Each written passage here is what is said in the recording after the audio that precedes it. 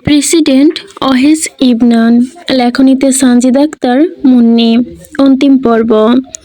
অহেজ আনভির হাত শক্ত করে ধরে লিভিং রুমে নেমে আসে। ড্রয়িং রুম উপস্থিত বাড়ির প্রত্যেকটি সদস্য তাদের এভাবে নামতে দেখে মুহূর্তেই বিচলিত হয়ে পড়েন। সবার ঠিক মাঝখানে এসে দাঁড়ায় ওয়াহেজ। এক পলক তাকায় ওহির বাবার দিকে, অথবা নিজের চাচা শোয়েব ইবনানের দিকে, তারপর আনভির দিকে ঘুরে দাঁড়িয়ে শান্ত শীতল কণ্ঠে প্রশ্ন করেন, নিজের আসল বাবাকে দেখতে চাও না? আসল বাবা শব্দটি শুনে ঘরে উপস্থিত সবাই এক কথায় বোবা হয়ে যায় যেন। আনভি হতবাক দৃষ্টিতে অহেজের চোখের দিকে তাকিয়ে অস্ফুট স্বরে বলে ওঠে, জি। অহেজ এবার সরাসরি শোয়েবের দিকে আঙ্গুল তাক করে। দাঁত চেপে চাপা আক্রোশ সে বলতে থাকে, উনি তোমার আসল বাবা। তুমি এই ইবনান পরিবারেরই সন্তান। ওনার প্রথম স্ত্রী ছিলেন তোমার মা। নিজের সম্মান বাঁচাতে উনি ইয়াহিয়াকে তোমার বাবা সাজিয়েছেন, তোমাকে নিজের চোখের সামনে রাখতেন। আর ইয়াহিয়ার মাধ্যমে আমার ক্ষতি করতেই আমাদের বিয়ের এই পুরো ছক কষেছিল উনি। তোমার এই আসল পিতা শুধু একজন প্রতারক নয়, একজন দেশদ্রোহীও। গতকাল রাতে ইয়াহিয়া নিজের মুখে সব স্বীকার করেছে। আমার কাছে প্রতিটা কথার অকট্য প্রমাণ রয়েছে। অহেজের কথাগুলো শোনার পর পুরো লিভিং রুমে যেন শ্মশানের মৌনতা নেমে আসে। আনভি কথা বলার শেষ শক্তিটুকু যেন হারিয়ে ফেলে। কি শুনছে এসব সে?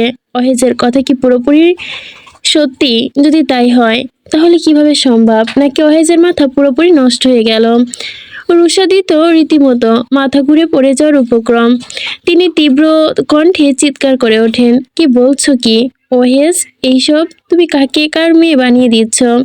ওহেজ আনবির হাত ছেড়ে দিয়ে তাদের দিকে আরো কয়েক কদম এগিয়ে যায়। এক দীর্ঘশ্বাস ছাড়ে, মাথা নত করে দাঁড়িয়ে থাকা শোয়েব ইবনানের দিকে তাকিয়ে তীক্ষ্ণ দৃষ্টিতেই বলে, সত্যিকারের একবার নিজের মুখে প্রকাশ করুন মিস্টার শোয়েব ইবনান। শোয়েব ধীর সুস্থে চোখ তুলে একবার সবার দিকে তাকায়।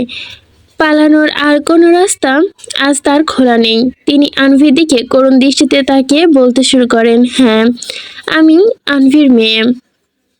আনভি আমার ওই মেয়ে। হোস্টেলের জীবনে আনভির মায়ের সাথে আমার প্রেম করে বিয়ে হয়েছিল, কিন্তু পরে চাকরি করে রুশাদির কোম্পানিতে ঢোকার পর পরিস্থিতির শিকার হয়ে আমি রুশাদিকে বিয়ে করি। তবে আমি আনভির মাকে সত্যি ভালোবাসতাম, তাকে হারাতে চাইনি। আমার পরিকল্পনা ছিল রুশাদিদের পুরো কোম্পানিটা হাতিয়ে নিয়ে ওকে ছেড়ে দিব, তারপর আনভি আর ওর মাকে নিয়ে নতুন জীবনে সংসার পাতবো। কিন্তু তার আগে আনভি অভিমানে আমার পৃথিবী ছেড়ে চলে যায় আনভির মা। তারপর আমি ইয়াহিয়াকে দিয়ে আনভিকে বড় করেছি। জেসমিন নামের এক নার্সকে তার খালামণি সাজিয়ে দেখভালের দায়িত্বে রেখেছিলাম।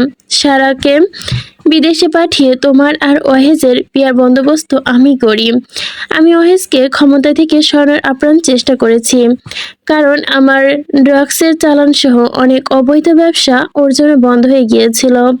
তবে হ্যাঁ, আমি ওহেজকে মারতে চাইনি, কারণ আমি চেয়েছিলাম আনভির সাথে ওহেজ থাকুক আর আমার চোখের সামনে থাকুক, আমার প্রথম ভালোবাসার শেষ স্মৃতি হয়ে। আমার মেয়েটাকে সুরক্ষিত থাকুক। আমি ভুলে গিয়েছি বা ভুল করেছি, আজ আমি সব স্বীকারও করছি। শোয়েব নিজের মুখে তার এমন ভয়াবহ স্বীকারোক্তি শোনার পর পুরো বাড়িটা যেন নিস্তব্ধতায় ডুবে যায়।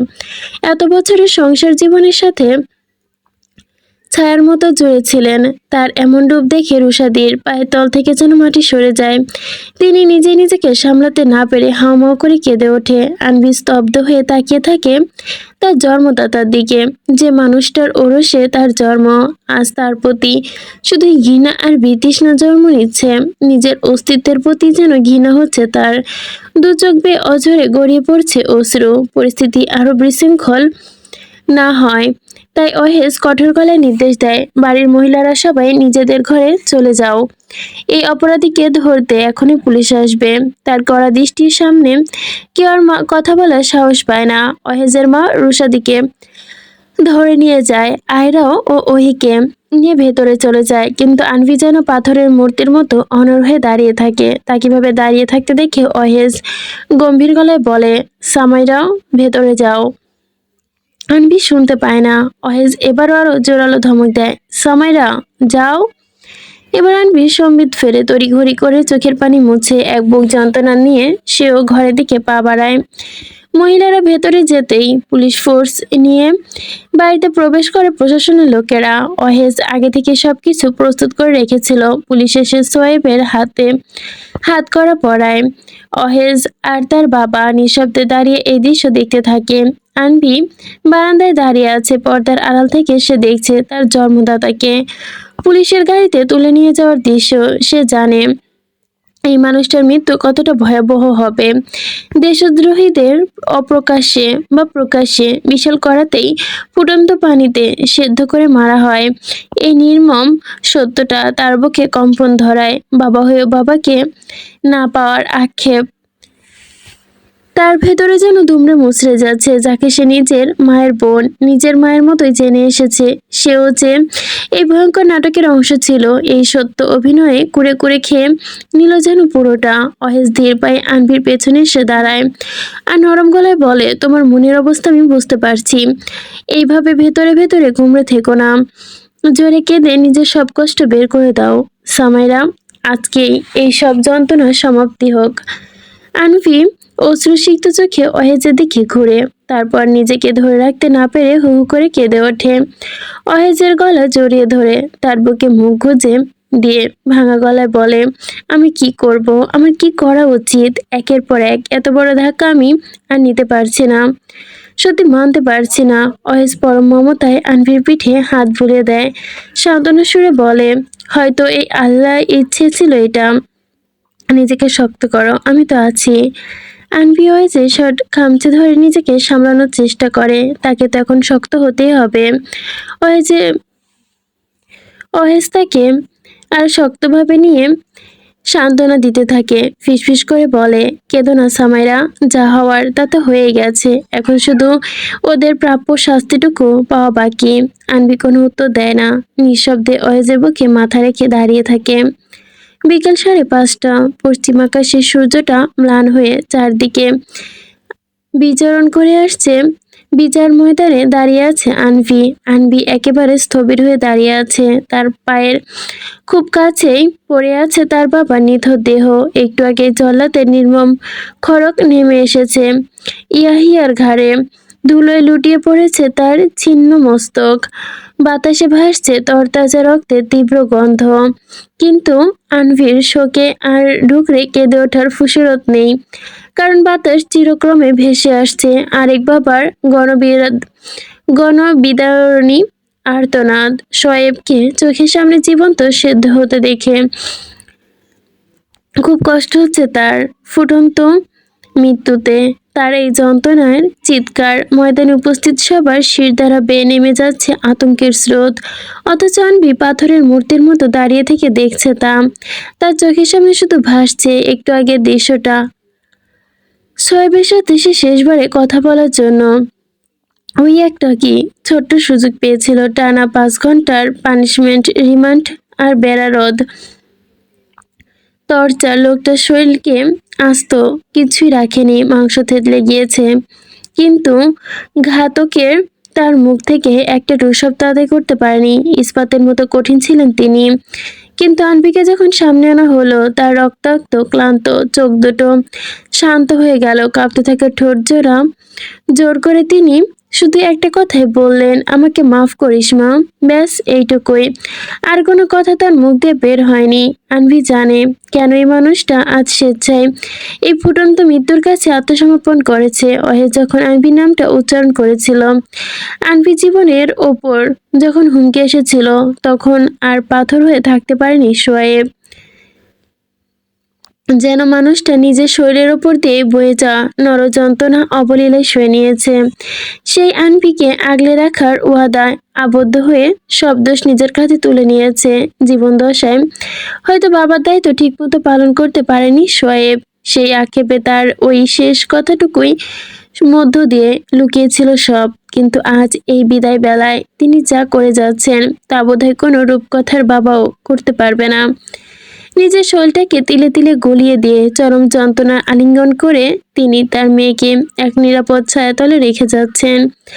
আকাশের আলো ফুটে আসছে, আনভির বোবা দৃষ্টিতে তাকিয়ে আছে ময়দানের দিকে। তার এক বাবা রক্তে ভেসে মাটিতে মিশে গেছে, আর অন্য একজন একটু একটু করে নিঃশেষ হয়ে যাচ্ছে শুধু তারকে বাঁচিয়ে রাখার জন্য। ওহেস নিজের চেয়ারে বসে আছে। এতক্ষণ পর ওহেস নিজের চামড়ার চেয়ারটা ছেড়ে উঠে দাঁড়ালো, মাইক্রোফোনটা একটু নিজের দিকে টেনে নিয়ে পুরো মাঠের দিকে একবার তীক্ষ্ণ দৃষ্টিতে তাকায়। তারপর ভরাট এবং গম্ভীর কণ্ঠে বলতে থাকে, উপস্থিত দেশবাসী, আপনারা আজ এক ঐতিহাসিক ও নির্মম সত্যের সাক্ষী হয়ে থাকুন। রাষ্ট্রদ্রোহী সত্যি কতটা ভয়াবহ ও দৃষ্টান্তমূলক হতে পারে আজ তা আপনাদের চোখের সামনে প্রমাণিত। অপরাধীর পরিচয় এখানে নিতান্তই তুচ্ছ। সে আমার পরমাত্মীয় হোক, আমার শ্বশুর কিংবা আমার পিতৃত্ব হোক না কেন, রাষ্ট্রের স্বার্থে রক্ত বা সম্পর্কের কোনো মূল্য নেই। এই ভূখণ্ডে সমাজনীতি ও ন্যায় বিচার একমাত্র মাপকাঠি আছে। আমি উচ্চারিত প্রতিটি শব্দ এখানে আইন এবং নির্মলতার চূড়ান্ত বিধান। এই বিধান শোনা এবং মান্য করা আমাদের ঐচ্ছিক কোনো বিষয় না, বরং অলঙ্ঘনকারী কর্তব্য।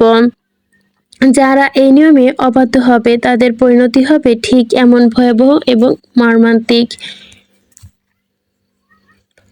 আমার কানে এসেছে কিছু উদ্ধত মাস্তান আমার এই সিদ্ধান্তের বিরুদ্ধে বিদ্রোহের দুঃসাহস দেখাচ্ছে, রাজপথে আন্দোলনের হুঙ্কার তুলেছে। তাদের জ্ঞানার্থে অত্যন্ত স্পষ্ট ভাষায় জানিয়ে দিচ্ছি যে আমি সেই দুর্বল চিত্তের শাসক নই যে জনতার সস্তা আবেগের কাছে মাথা নত করব বা তাদের কথায় উঠব বসব। রাষ্ট্রের বৃহৎ কল্যাণে এই শৃঙ্খলতার স্বার্থে যা অপরিহার্য আমি নির্দ্বিধায় ঠিক তাই করব।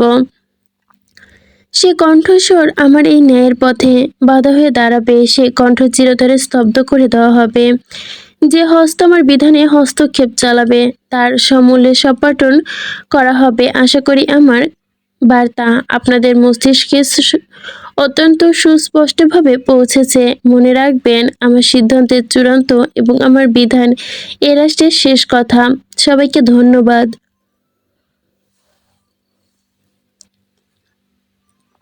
রাত এখন ঠিক 2টো। নিস্তব্ধ চারপাশ, শহরের সব কোলাহল কোনো এক জাদুমন্ত্রে ঘুমিয়ে পড়েছে।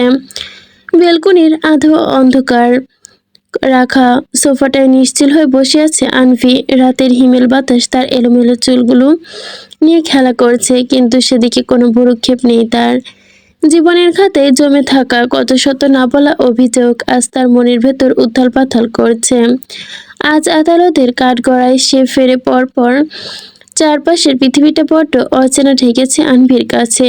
অহেজের মা এসে তাকে বুকে জড়িয়ে ধরে অনেক সান্ত্বনা দিয়েছে, কিন্তু মনের ভার কি এত সহজ কমে নাকি? রুশাদি এখন হাসপাতালে ভর্তি, এত বড় এক নির্মম সত্যের মুখোমুখি হওয়ার পর। তার চোখের সামনে নিজের স্বামীর আকস্মিক মৃত্যুর দৃশ্য দেখে সে এখন মানসিক ভারসাম্য হারিয়ে প্রলাপ বকছে। সত্যি জীবন বড়ই অদ্ভুত। এই আছে, এই নেই, হুট করে সব শুরু, আবার ঝড়ের বেগে তছনছ করে দেয়, নিমিষেষে শূন্যতা মিলিয়ে দেয়। এক বুক গভীর বিষণ্ণতা আর ক্লান্তি নিয়ে আনভি তার মাথা এলিয়ে দেয় অহেজের প্রশস্ত কাঁধে। অহেজ তাকে অতি মমতায় আগলে রেখেছে, নিজের এক হাত দিয়ে আনভিকে আর এক হাত দিয়ে নিজের কাছে টেনে নিয়েছে সে। বারবার বোঝাতে, সান্ত্বনা দিতে সাহস জোগাচ্ছে এই যে চারপাশে এত এত অশান্তি, এত এত দমবন্ধকর পরিস্থিতির মাঝেও একটা মানুষ আছে, এতটা বুঝতে পারে ছায়ার মতো পাশে থেকে ওই আনভির কাছে অতি প্রাপ্তির। এই আশার মাঝে অহেজের এই সাপোর্টটাই আনভির জন্য এক টুকরো নিটল প্রশান্তি। অহেজ একদৃষ্টে একরস মুগ্ধতা আর মায়া নিয়ে চেয়ে আছে আনভির শান্ত মুখের দিকে, আর আনভি শূন্য দৃষ্টে আকাশের ওই একাকী চাঁদের দিকে নিবদ্ধ। হঠাৎ আনভির দৃষ্টি ঘুরে অহেজের চোখে চোখ রাখে শুকনো গলায় বলে ওঠে, জানেন অহেজ একটা কথা? অহেজ ঠোঁটের কোণে এক চিলতে হাসি ফুটিয়ে বলে, না তো জানি না, তুমি বললে তো জানবো। আনভি অহেজের কাঁধ থেকে মাথা তুলে সোজা হয়ে বসে, নিচে নরম দুটো হাতে তালু আলতো করে রাখে অহেজের দুগালে। তারপর স্থির দৃষ্টি তাকে বলে, এই যে আপনার কাঁধে, আপনার বুকে আমি এতটা নিশ্চিন্তে থাকতে পারি, মাথা রাখি, পৃথিবীর সব কোলাহল ভুলে যাই। আমার কাছে আপনার এই বিশ্বস্ত কাঁধ আর বুকটাও এক ধরনের রিজিক। কথা শুনে হয়েছে চোখ দুটো প্রেম আর মায়ায় চিকচিক করে ওঠে। শানভীর মুখের দিকে আরেকটু এগিয়ে আসে, তারপর তার কপালে আদরে আলতো পরশ এঁকে দিয়ে ভালোবাসার এক পবিত্র চুম্বন দিয়ে ফিসফিস করে বলে, আর তুমি তুমি তো পুরোটা আমার জন্য, আল্লাহর দেওয়া সবচেয়ে সুন্দর নিয়ামক আমার প্রিয়তমা। অহেজের কণ্ঠে এক ছোট্ট অথচ অতলস্পর্শী কথা, এক ঐন্দ্রজালী প্রলাপ ছুঁয়ে যায় যেন আনভির মন। মুহূর্তে কর্পূরের মতো উবে যায় তার দীর্ঘদিনের জমে রাখা সমস্ত বিষণ্ণতা, যাবতীয় ক্লান্তি অপেক্ষা করে আনতে মুখের আদলে ঠিক ঠোঁটের কোণে ফুটে ওঠে ভোরের প্রথম আলোর মতোই পবিত্র হাসি। তার জীবনে যত না পাওয়া অভিমানের ভারী মেঘ, না বলা হাহাকার পেরিয়ে অসমাপ্ত ঝড় ঝংকার, এই এক তৃপ্তির হাসিতেই আজ তৃপ্তি খুঁজে পেয়েছে আনভি। চারপাশে নিবিড় নৈশব্দ আর আকাশ থেকে ঝরে পড়া চাঁদের রূপালী আলো দূর থেকে নীরের সাক্ষী হয়ে রয় দুটো পাখির ভালোবাসার মানুষের এক সুন্দরতম সমাপ্তি। গল্পটা এখানেই শেষ। গল্পের নিচে হচ্ছে লেখিকার নোটস, এটা পড়ে দিই। হ্যাঁ, গল্পটি এখানেই শেষ করলাম, যদিও এখনো অনেক কিছু বলার বাকি, অনেক কিছুর অনুভূতি আর ঘটনার রেশ অমিল রয়ে গেছে গল্পটি বই আকারে প্রকাশ করার কথা মাথায় রেখে আজ এইটুকুতেই সংক্ষেপে সমাপ্তির ইতি টানলাম।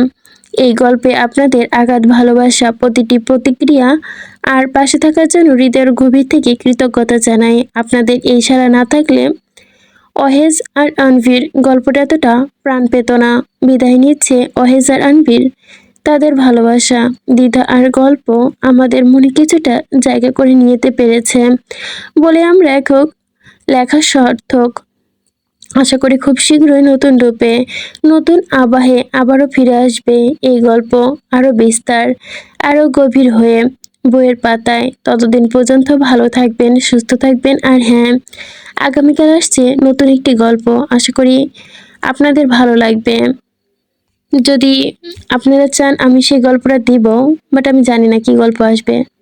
আসলে আপনাদের আমি পোস্টের মাধ্যমে জানিয়ে দিব, যে লেখা পোস্ট করে না ওইখানে, তো দেখে নিন। যদি আপনাদের মনে হয় যে লাগবে গল্পটা, বলবেন, আমি অবশ্যই দিব ইনশাল্লাহ। আসসালামু আলাইকুম।